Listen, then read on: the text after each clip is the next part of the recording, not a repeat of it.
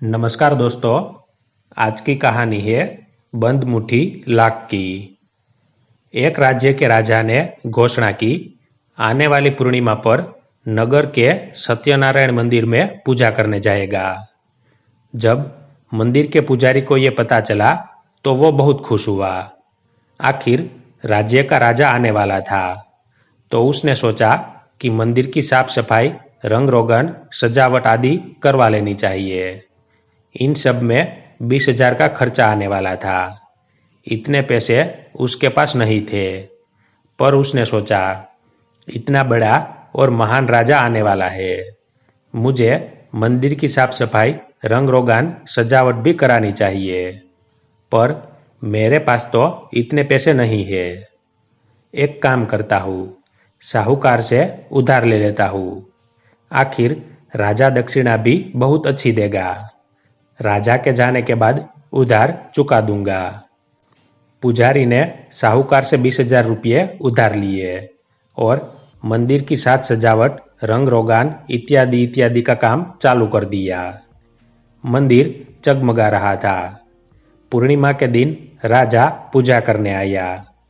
पूजा बहुत ही अच्छी तरह से संपूर्ण हुई। राजा ने पूजा की थाली में एक बंद लिफाफे में दक्षिणा चढ़ा दी। राजा के जाने के बाद पुजारी ने जब वो लिफाफा खोला तो पुजारी ने देखा कि राजा ने दक्षिणा में सिर्फ 100 रुपये चढ़ाए। 100 रुपये देखकर पुजारी नाराज भी हुआ। उसे लगा था कि जब राजा मंदिर में आएंगे तो काफ़ी दक्षिणा मिलेगी, पर 100 रुपये देखकर वो बहुत दुखी हुआ कि बाकी सब तो ठीक है, पर जो साहूकार से उसने कर्ज लिया है वो कैसे चुका पाएगा।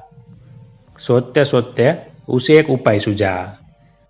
दूसरे दिन उसने पूरे नगर में ढिंढोरा पिटवा दिया कि राजा ने जो कुछ भी पूजा के बाद दक्षिणा में चढ़ाया है वो सब वो नीलाम करेगा। नीलामी का समय उसने सुबह 9-10 बजे तक का रखा और ये नीलामी एक हफ्ते तक चलने वाली थी। राजा का दिया हुआ लिफाफा उसने एक सुंदर से थाली में सजाकर मंदिर में रख दिया। जो भी दर्शन करने आता वो बड़ी ही उत्सुकता से लिफाफे को देखता, लेकिन पुजारी उसे हाथ नहीं लगाने देता था। लोगों ने सोचा कि राजा ने चढ़ाया है तो जरूर कुछ अमूल्य वस्तु होगी। लोग उसके लिए नीलामी की बोली लगाने लगे। 5,000, 10,000, 20,000 करते करते 50,000 रुपये तक बोली पहुंच गई। नीलामी की ये बात राजा के कानों तक पहुंची। राजा ने सोचा, ये क्या, पुजारी मेरे दिए गए दक्षिणा को नीलाम कर रहा है।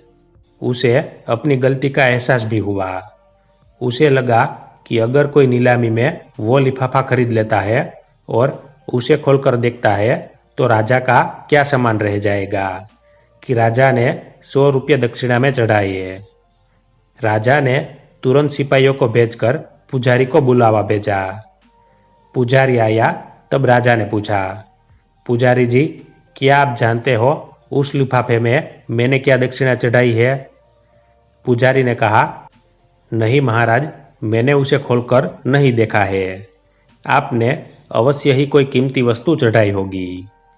मैंने सोचा कि अगर मैं उसे खोलूंगा तो मेरे मन में लालच आ जाएगा और मैं तो ठहरा पुजारी, कोई भी कीमती वस्तु मेरे किस काम की।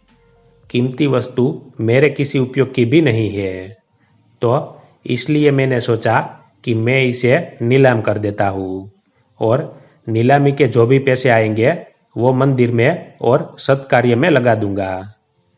राजा ने पुजारी से कहा, ठीक है पुजारी जी, अब आपको नीलामी आगे बढ़ाने की जरूरत नहीं है।